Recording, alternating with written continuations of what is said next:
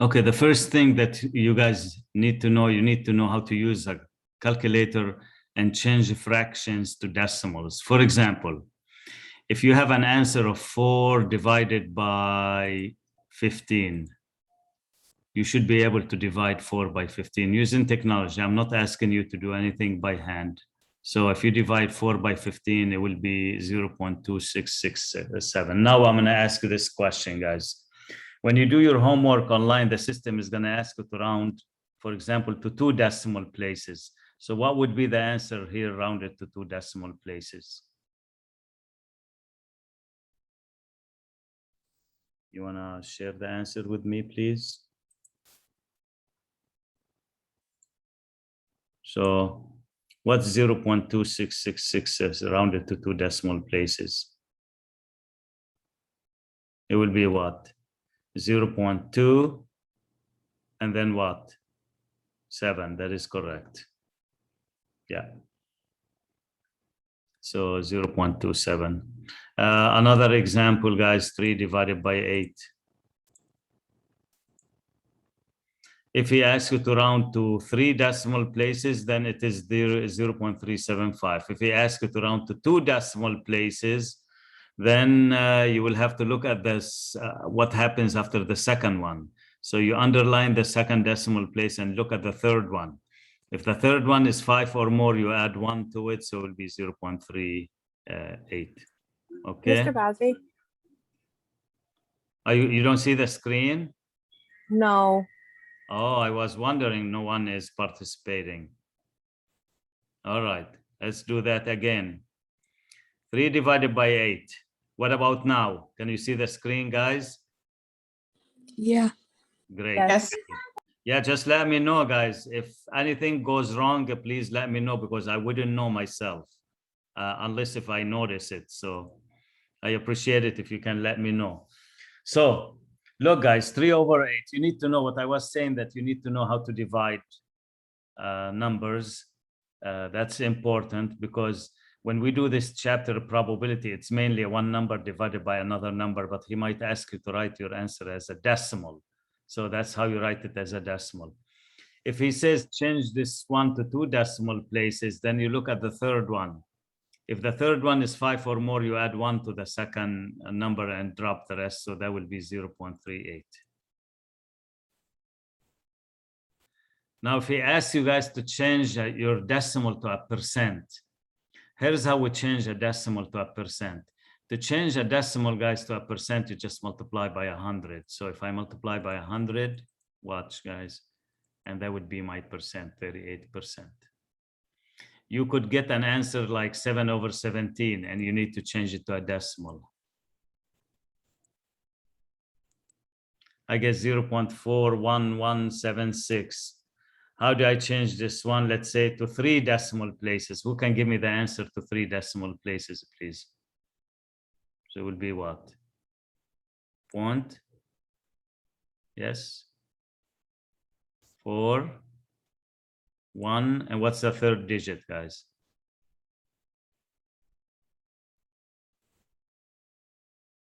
2. Yes, that is correct. Because you have a 1 there, the third one is a 1, and then the one after is 7. You need to add 1 to this, so it is 0.412. If, let's say, your homework system asks you to change this to a percent, look what you do, guys. You either multiply by 100 or move the decimal point 2 digits to the right. If you don't want to move 2 digits to the right and just want to do it on the calculator, it is 41.2%.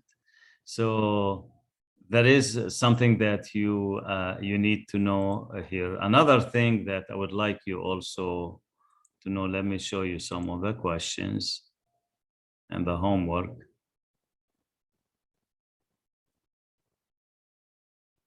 Okay, like knowing how to do something like that, multiply 7 by 7 by 7 by 7 times 19, 90. I mean, you could simply just plug them in there, but I want to show you how to use exponents here, guys. Instead of writing 7, how many times? 1, 2, 3, 4, 5, 6, 7. Look what you guys can do. 7.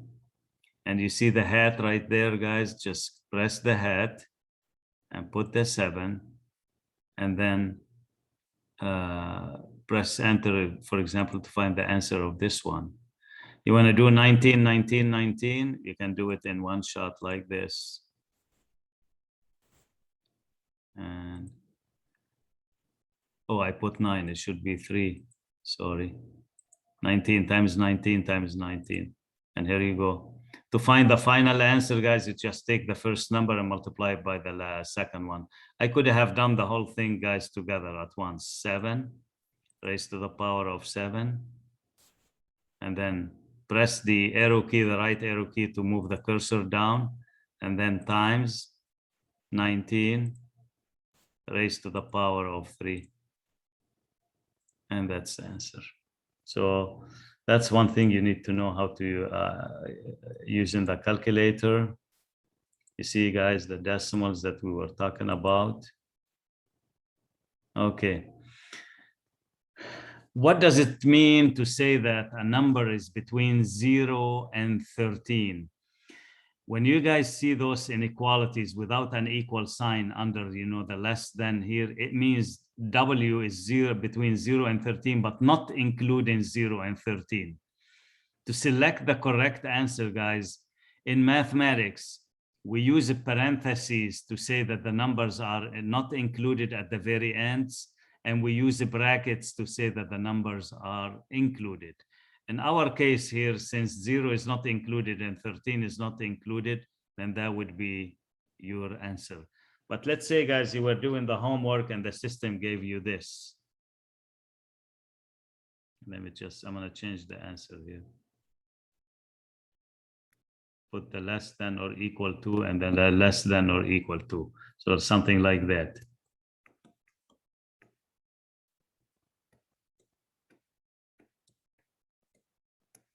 In this case, guys, if this first one is included and the last one is included, your answer will be this one. See the brackets? Now, let's say you have this, and I want a student to tell me what would be the answer. 0 is included, but 13 is not included. So which one would it be, guys? C or D?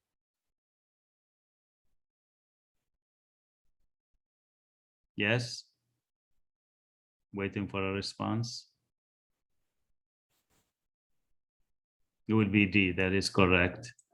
And now, let me show you the last scenario, guys, and then we will have covered all the possible scenarios. It will be something like that, but including 13.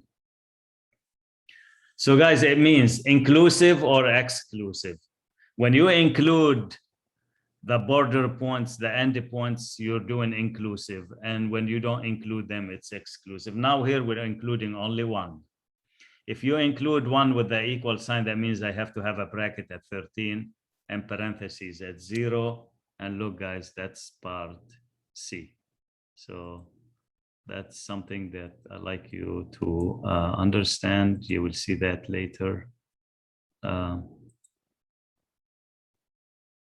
And let me just clear here. Translate the following verb or phrase into a mathematical expression. The number of hurricanes predicted this year, H, is less than 22. So less than 22, guys, we use this simple. And H, he says he can name it H. It's a variable less than 22. So this is for less. Let me tell you what more. Let's say you do this question in your homework and he says the number of hurricanes is more than 22. So you just write it like this, and that's the more like that.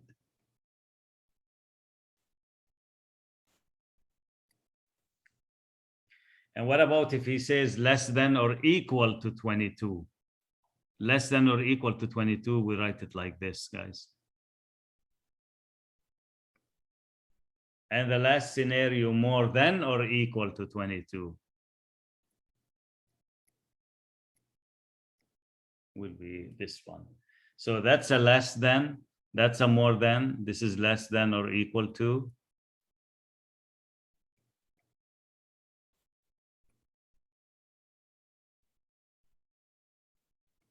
And this is more than or equal to.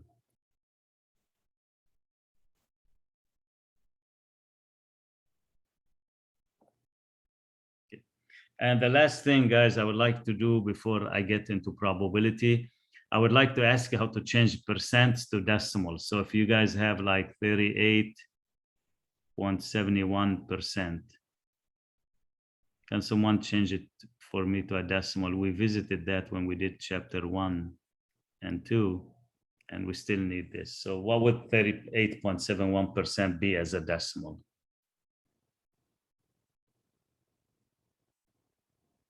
You can share it in chat.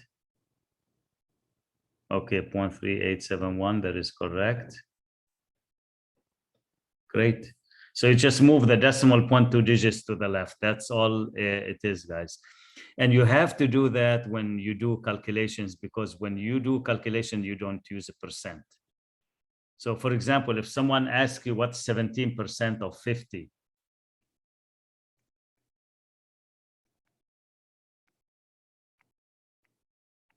well, you're not going to put 17. 17% means 0.17.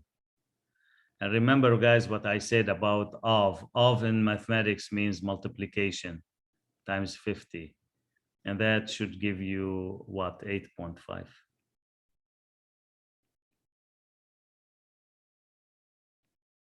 Okay.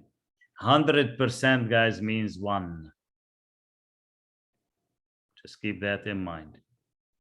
So when I say I got 100%, I ate 100% of the pizza, it means I ate the whole thing by myself.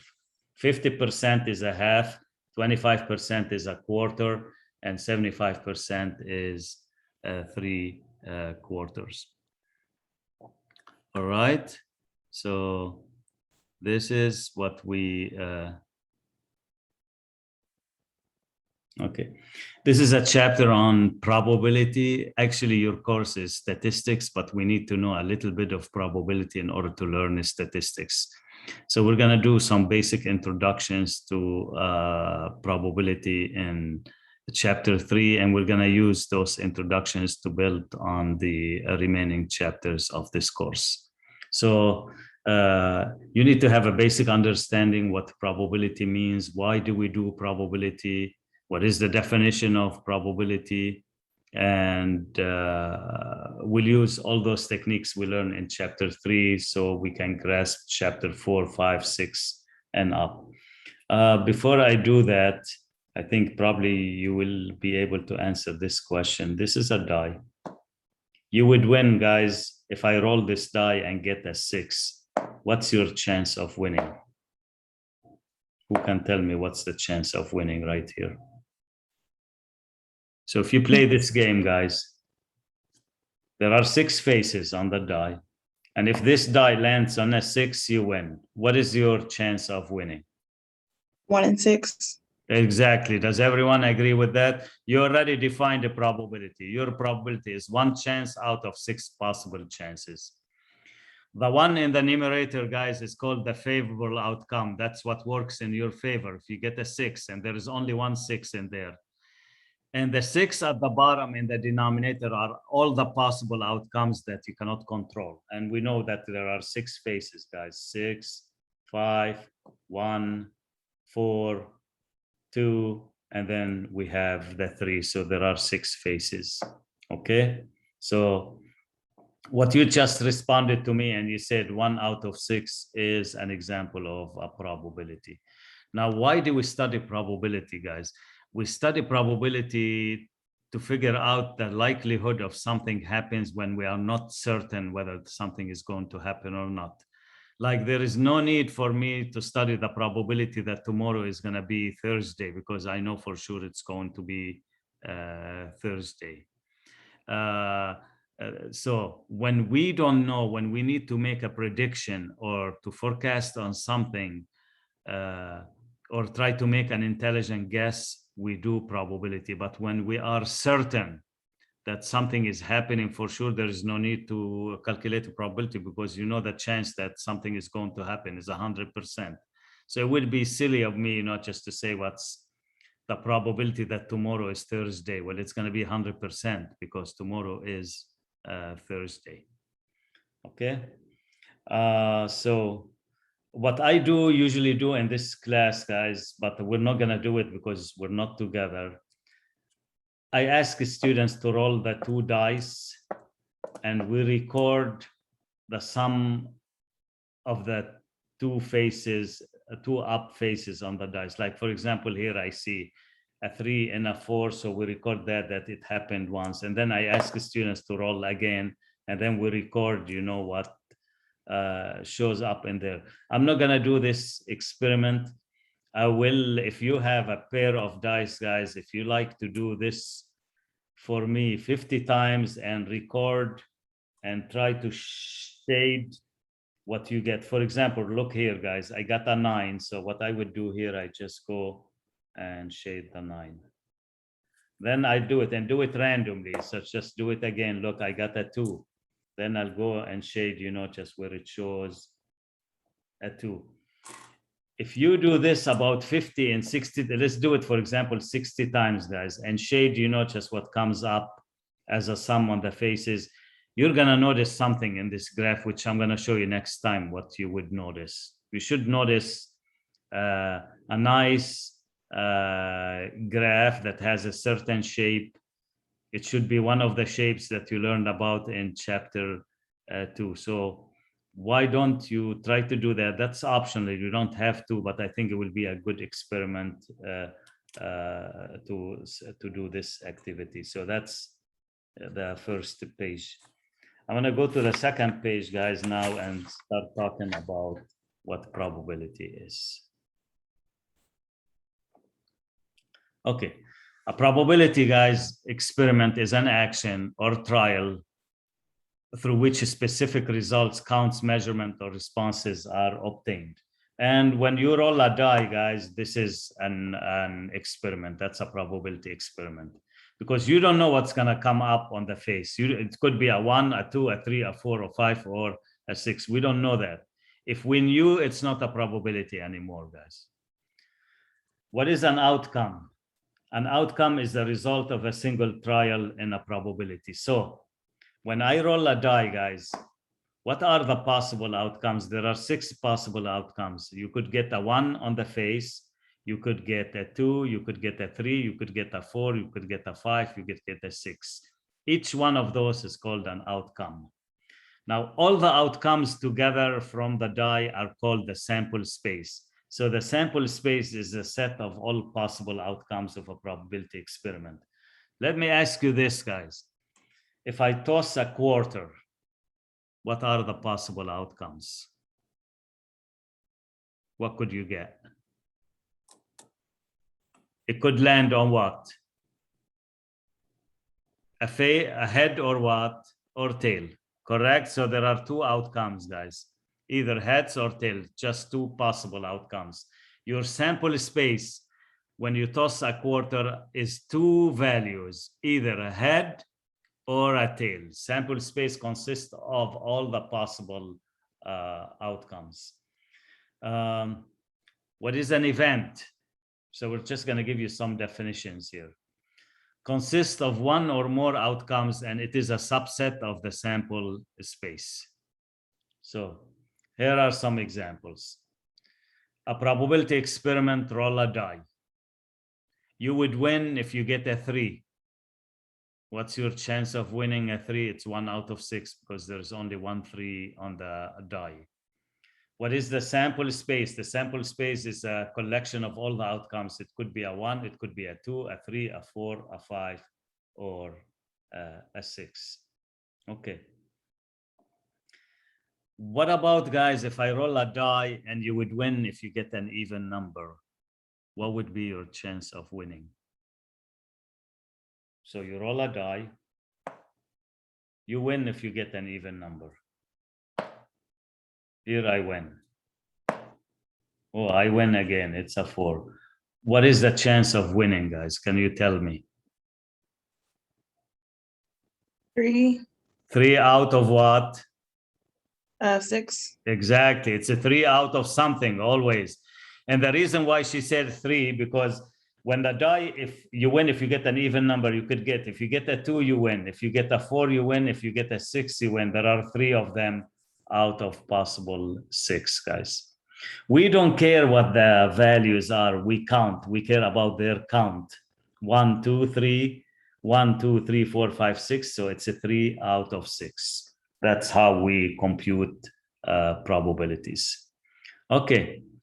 Here's another example, guys. A probability experiment consists of rolling a die and tossing a coin. Describe the sample space. So we have a die and a coin at the same time. Can you guys list the outcomes for me? We're doing two things at the same time together. Can you help me list what could come up, all the possible outcomes? What are they? So we open braces like that and we're going to put them there. You could get a 1 and a head or a 1 and a tail.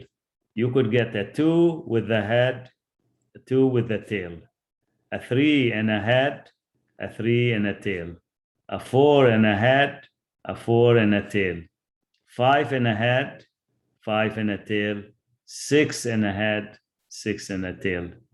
So how many outcomes altogether, guys? Can you count them for me?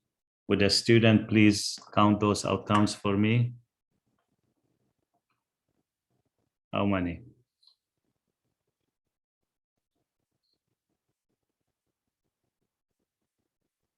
You're being too quiet.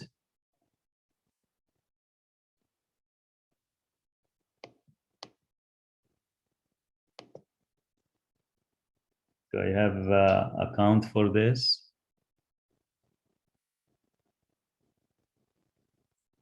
Okay, let's see in the chat. 12, yes. There are 12 of them.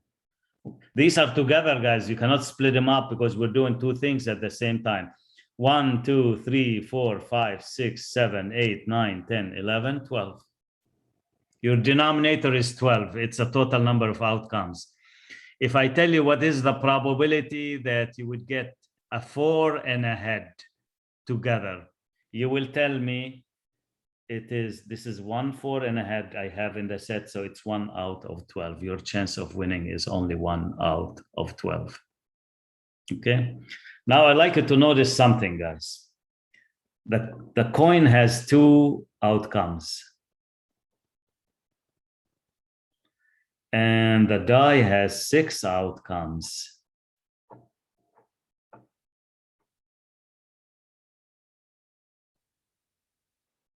What can we do with 2 and a 6 to get to 12, guys? There's something that we could have done.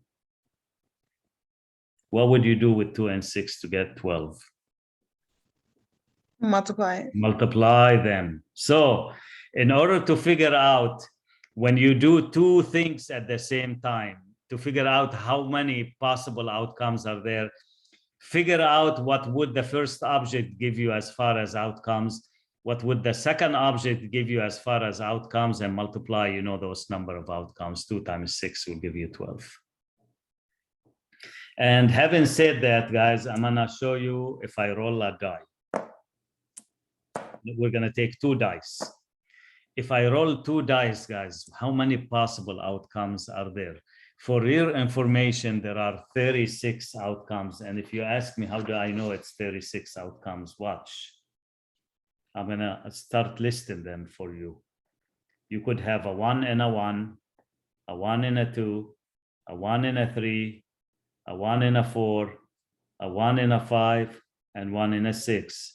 Can you guys see what I'm heading to now? You could have a 2 and a 1, 2 and a 2, 2 and a 3, 2 with the 4, 2 with the 5, 2 with the 6. And keep going. Let me do the last one. 6 1, 6 2, 6 3, 6 4, 6 5, 6 6. You will get 36 outcomes, but you guys, you didn't need to list them to figure out that there are 36. This is what I'm saying. The first die gives us 6 outcomes. The second one gives us 6 outcomes. If you do not plus, multiply, 6 times 6 will give you 36 outcomes. This is a very possible question on the test. I'll ask you, you roll 3 dice. How many possible outcomes are there? This is how you answer it. You tell me the first die is 6, the second is 6, the third is 6, multiply 6 by 6 by 6, you get 216. All right.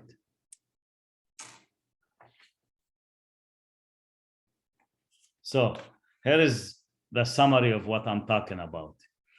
If one event can occur in M ways, and another event can occur in N ways, like 6 and 2s, then the two events together can occur in 6 times 2 ways, which is 12 ways. And here it's M times N to generalize. And we're gonna do an exercise to see if we understood what I just talked about. This is called the fundamental counting principle. You are purchasing a new car, guys. The possible manufacturers, car sizes, and colors are listed. So you could buy a Ford, a GM, or a Honda. You could buy a compact size or mid-size. And you have a choice either of white, red, black, and green. How many different choices do you have for a car, guys? I'll give you one choice. It could be a Ford compact red. It could be a Ford midsize black. It could be a GM green midsize. How many possible choices do you have? You don't need to list them, guys. We can figure out how many choices based on the fundamental counting principle. So this is what? How many times is the manufacturer? It's a 3. How many times is the car size? How many choices do we have? 2.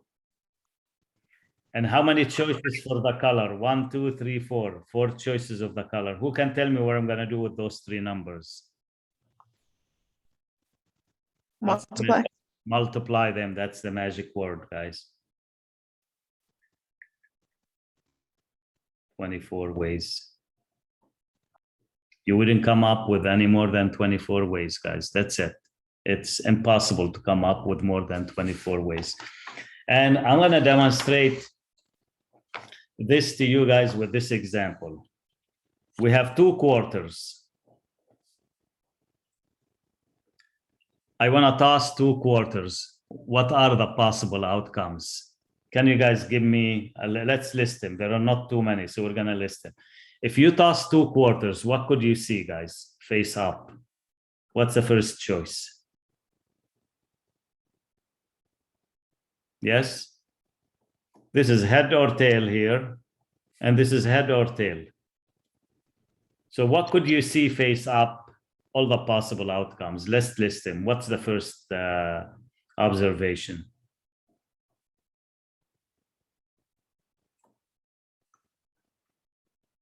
Let's see what students are saying there. Head and tail. Okay, let's write it down.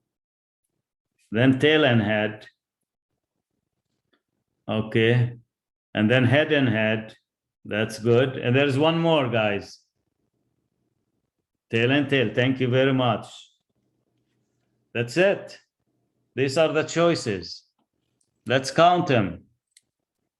1, 2, 3, 4. Well, guys, I didn't need to list them to figure out that there are 4. Look how I can figure it out from the fundamental counting principle. There are 2 head or tail here, and there is a 2 choices, head or tail. Just multiply 2 by 2, you get 4. What about if you have 3 coins, guys?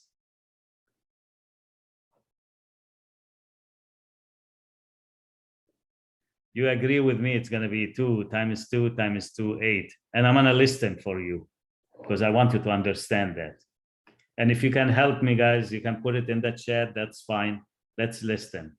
It could be a head, head, head. Okay, let's see if I have some participation in the chat. I can record them. Okay. Okay, a head, head, head. It could be a head, head, tail. It could be a head, tail, head. It could be a head, tail, tail. And tail, tail, tail, yes. And then tail, tail, head. And then tail, head, tail. And then tail, head, head. And guys, it's impossible for you to come for it with anything else. That's it. No more. 8. And if you tell me, Mr. Bazzi, why it is impossible, I'll tell you because the fundamental counting principle tells me it's only 8. 2 times 2 times 2, which is 8. And for the 2 dice is 36 because 6 times 6 is 36. Okay. Definition of probability. Let's put the definition of probability here. Okay, here's the definition of probability, guys. It's a ratio. That's why I started with the skills review of asking you knowing how to divide. It's the number of favorable outcomes. Favorable outcomes means what works in your favor, what makes you win. And the denominator is a number of all possible outcomes. Whether it is in your favor or not, we have to put them all in the denominator, all the possible choices. And let's try to apply this definition to answer the following questions. What's the probability of rolling a 3? So if I roll a die, guys, right here, what's the probability of rolling a 3? Who can give me the answer? 1 in 3. 1 out? No, not 1 out in 3. How many faces on the die? 6. So it's 1 out of 6. You agree? Okay, here's how we write it down, guys. We write the probability. We put a capital letter for probability. He called the event that we are interested in letter A, so we put A like that. And then we say it's 1 out of 6. That's the answer. And if the book guys online ask you to change this one to a decimal and round to 3 decimal places, for example, that's going to be this. And to round it to 3 decimal places, it will be 167. That's what I meant by knowing how to round. Okay, event B. I would never play event B. Never. I wouldn't even bet a penny on this one. What's the probability of rolling a 7 when you roll a 6-sided die?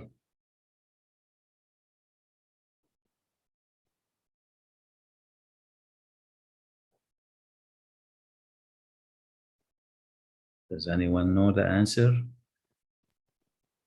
Girl. Can you roll a 7, guys, on a 6-sided die? No. No. So there is no 7. So it's 0 out of 6. So you're a loser if you play this game, for sure. You don't want to play this game. It's a losing game for 100%. There is no 7. There is only 1, 2, 3, 4, 5, 6. 1, 2, 3, 4, 5, 6 on the die. So we're going to get the 7. Okay. Next one is good. Probability of C. Again, guys, the possible outcomes is always 6. There are 6 of them because when you roll a die, you could get any of the 6 possibilities. What is your chance of rolling a number less than 5? Let's count the numbers that are less than 5, guys. So we have what? 4. That's good. 3 is good. 2 is good. And 1 is good. So how many of them, guys? What would be the numerator? Again, guys, I don't care about what the values are. I care about counting them. 1, 2, 3, 4. So your chance is 4 out of 6. 4 out of 6, if I change it to a percent, to a decimal, guys, it will be 0.67. And if I change it to a percent, it will be 67%. Now, if you ask me, is C a good game to play? Any game that gives you 50% or higher is good because you're very likely to win if your chance is more than 50%. But if your chance is less than 50%, then you're likely to lose. And that's what we mean by this. Okay?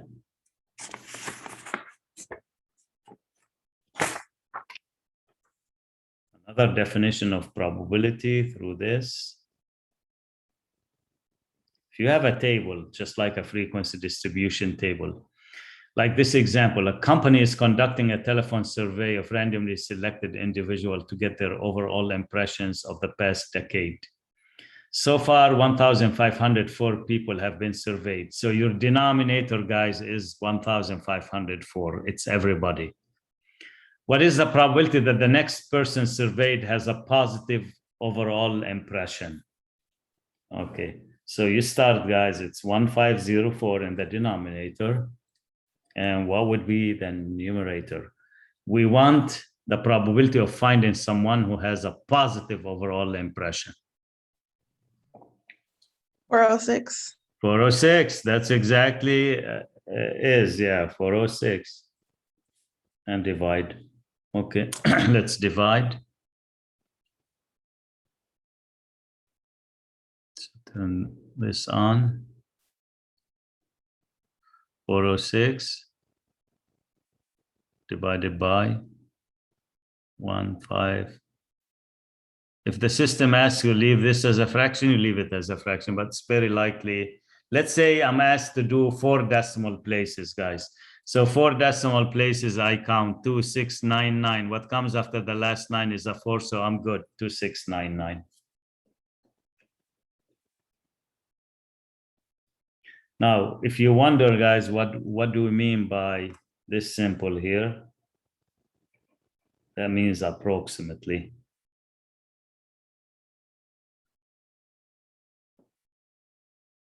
All right.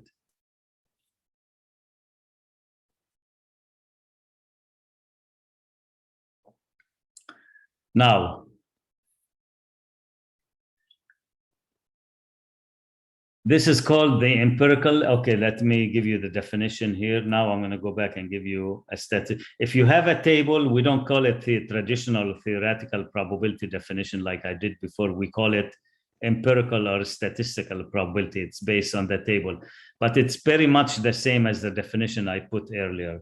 So here it will be sum of all frequencies at the bottom. And look, this is what we did, guys. We put the 1504, sum of all frequencies. And here we put the frequency of the event. And frequency, as you know, from chapter 2, means how many times does the event occur? So if he's asking for positive, it occurs 406, and that's why we put 406 in here. So that links to this, and that links to that. When an experiment is repeated over and over, the empirical rule and the theoretical definition are very much the same definition. Okay. Now, what is subjective probability, guys? Subjective probability, it's based on an intelligent guess, educated guesses and estimates. Like, you know, a stock market specialist, you know, just would say that this particular stock is going to go up by 10% next year. This 10% is not based on facts. It's just an intelligent guess. This is what subjective is. A doctor will tell you that your chance that you will recover from surgery is 95%. How did they get the 95%? This is just an intelligent guess. It's an educated guess.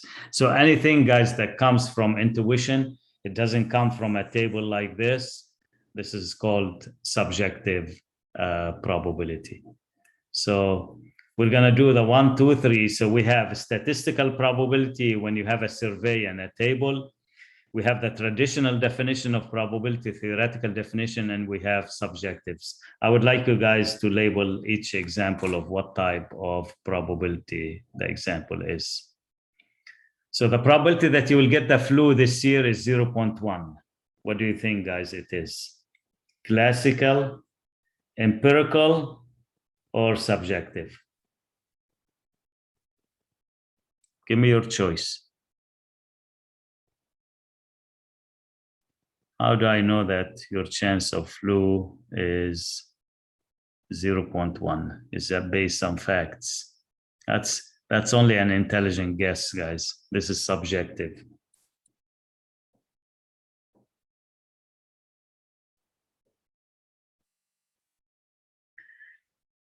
The probability that a voter chosen at random will be younger than 35 years old is 0.3. What do you guys think? Is it classical or empirical? If it is based on a survey and collection of data in a table, that is empirical, statistical. If it is based on numerator divided by a denominator, simply that, it's a classical or theoretical probability. So what's your guess here? Empirical. Yes, it is empirical because you're doing a voter, so you're doing a survey of the voters here, so it is empirical.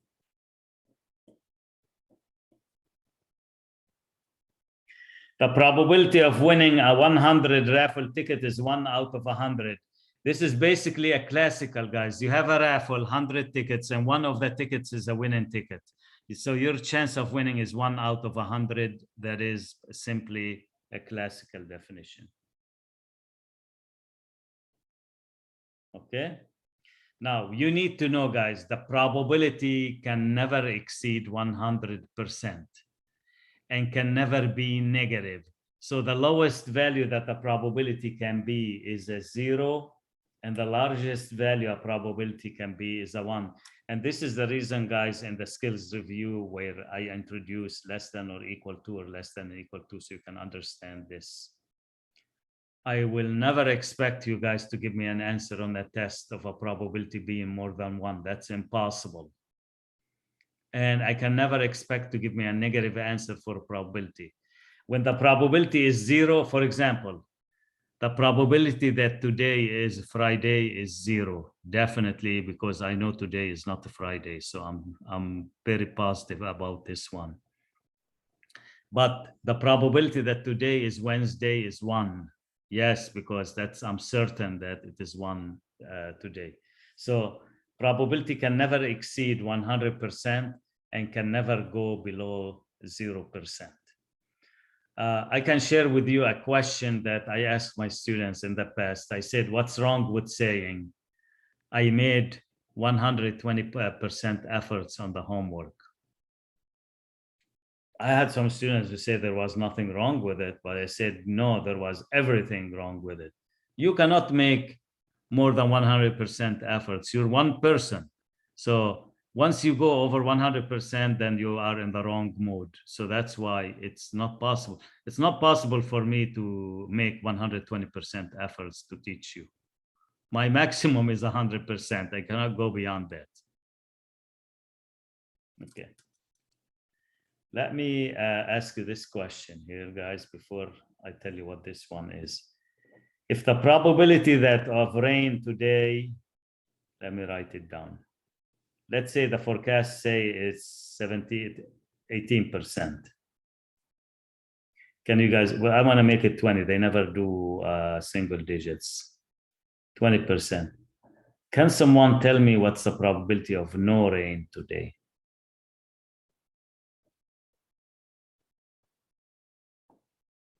So its probability of rain is 20%. What would be the probability of no rain?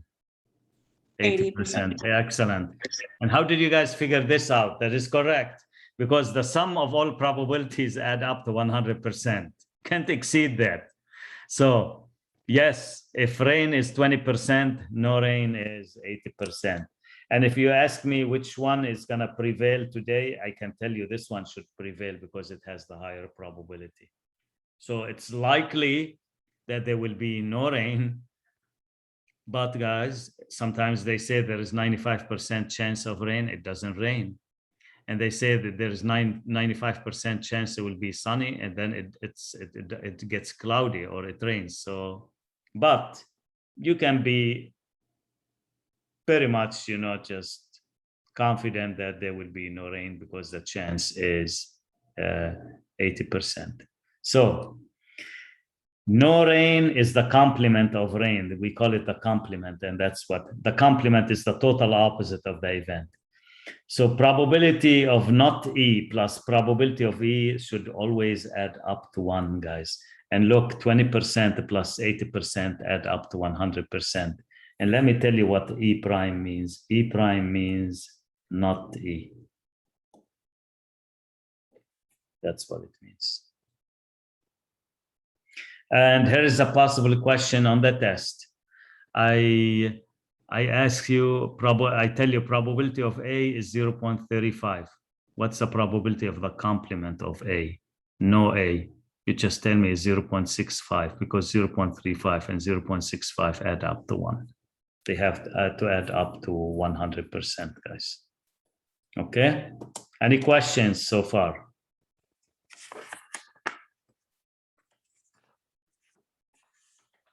Let's do this example.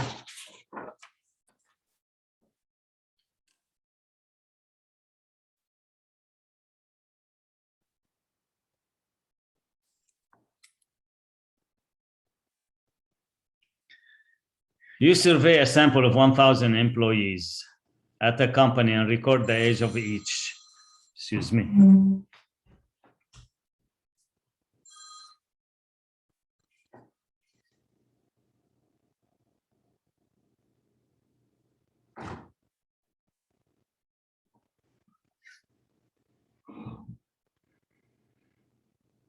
You survey a sample of 1,000 employees at the company and record the age of each. Find the probability of randomly choosing an employee who is not between 25 and 34. Not between 25 and 34.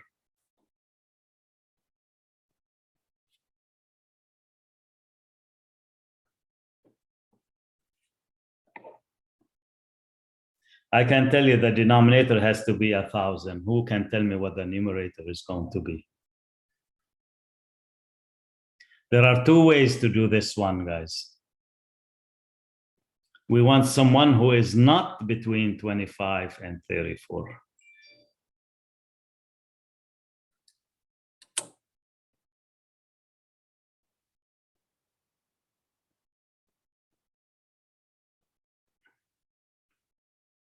Any answers?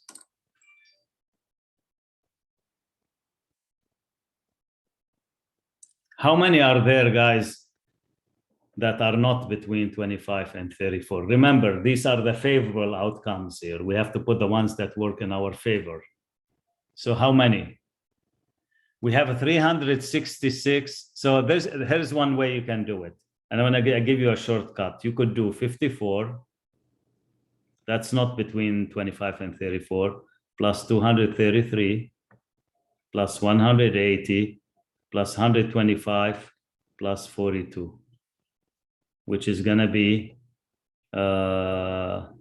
634 divided by 1,000, which is 0.634. Can students think of a shortcut rather than doing this? You could have got the answer in an easier way. What's the grand total, guys? It's 1,000. Subtract the 366 from it because that's the one we don't want. Not between 25 and 34.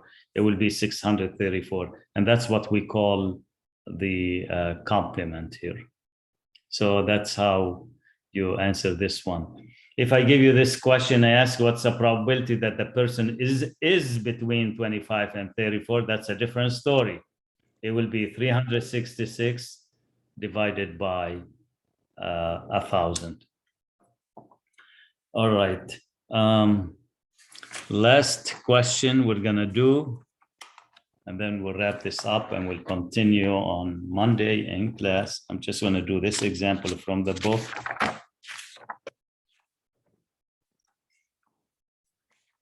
One of the good examples that I like, and we'll continue working on it next time.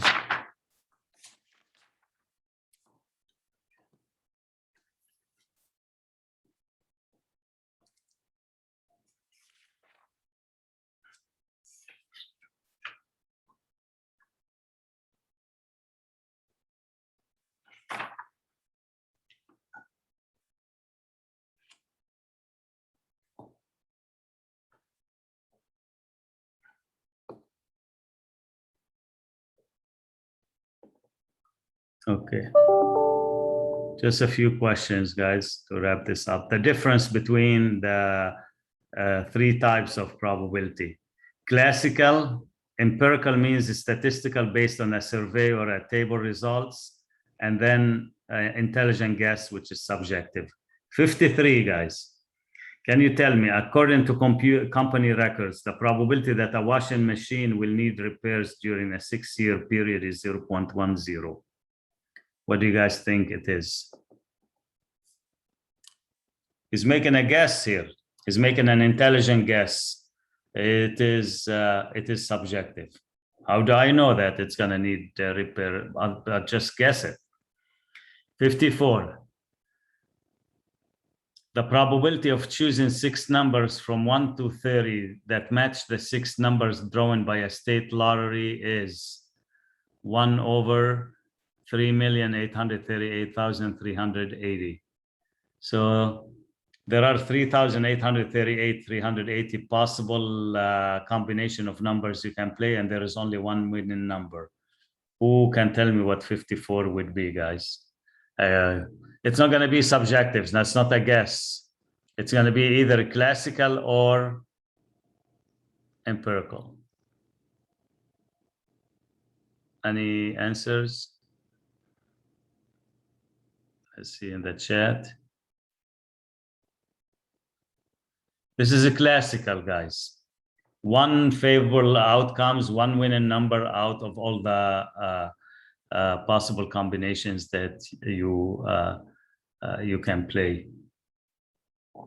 Okay, 56, that would be the last one.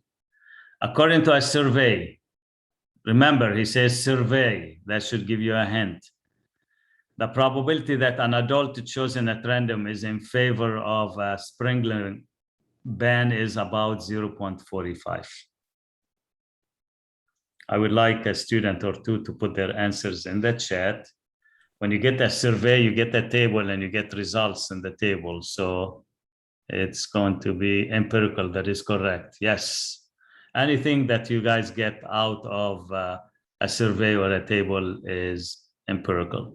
So I'm going to stop here, and we will continue this chapter when we meet on campus next time. And you will hear from me definitely before then as well.